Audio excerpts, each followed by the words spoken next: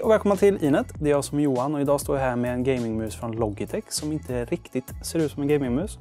Den här heter G305 och är en kompakt trådlös gamingmus som kommer i svart eller vitt, som har både nya Hero-sensorn som är en gaming-sensor under huven samt Lightspeed-tekniken som har 1 millisekund. Så trots att det här ser ut som en traditionell kontorsmus så är det här faktiskt en riktigt kompetent gamingmus i ett väldigt kompakt format.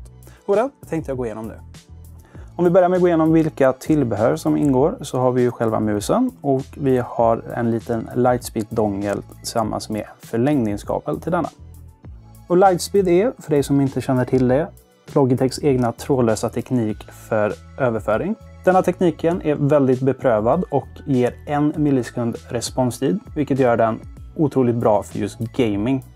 Börjar vi med formen så ser vi att det är en strömlinjeformad mus som är anpassad för högerhänta. Så trots att den är samma på båda sidor har den bara knappar på vänster sida.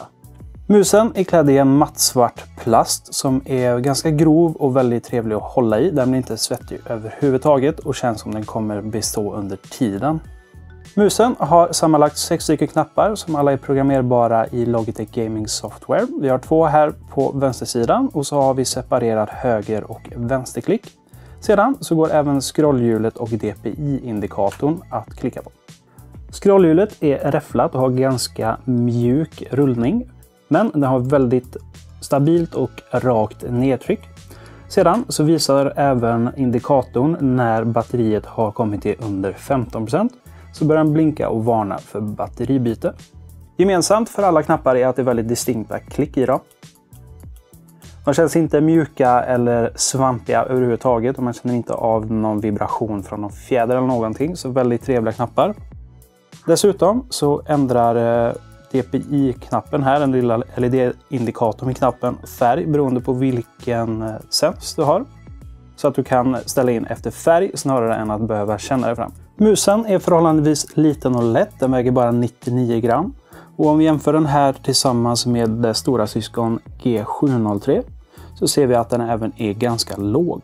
Musen är också helt befriad från RGB, perfekt för dig som föredrar lång batteritid och är lite mer subtilt utförande. Och på tal om batteritid så har vi 250 timmars aktivt användare med den här musen. Och detta är på en enda AA. Det här batteriet hittar vi om vi öppnar musen och kikar under till. Här i kan vi sätta vår trådlösa Lightspeed-adapter. Som sådan. Sätta på locket igen. Och så kan vi resa med den i säkert förvar. Tack vare att musen öppnas på ovansidan så har de lyckats använda en helgjuten botten. Med andra ord är det en väldigt tålig mus som är otroligt stabil. Det knakar inte hur mycket man än vrider och vänder och trycker på den. Så den här bör klara ganska bra med stryk i till exempel en väska. Den, vad det kommer till trådlösa gamingmöss väldigt långa batteritiden, 250 timmar på ett AA-batteri, är tack vare sensorn som vi hittar här inne. Det här är nya Hero-sensorn som är en högpresterande gaming-sensor med 400 IPS mellan 2 till 12 000 dpi. Detta tillsammans med en obefintlig acceleration gör att det här presterar ungefär som en PMV3366.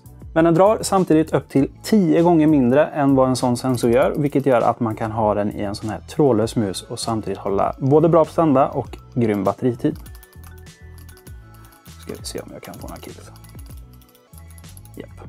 Ja, det var en snabb genomgång av G305. Så vem är den här musen till för?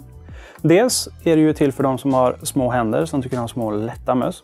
Jag har ganska stora labbar och har testat att spela med den och funkar förvånansvärt bra trots det.